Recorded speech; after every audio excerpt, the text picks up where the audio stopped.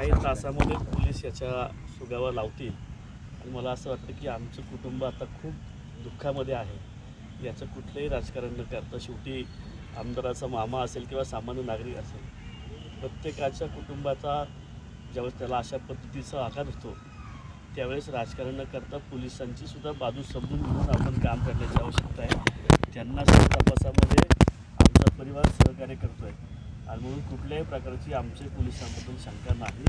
Police खूप चांगल्या पद्धतीने काम करतात आणि लवकर शेवटी गुन्हेगार हा अनेक वेळा गुन्हा करत असताना सात्विक पद्धतीने काम करत असतो आणि म्हणून ही शेवटी यंत्रणा आहे।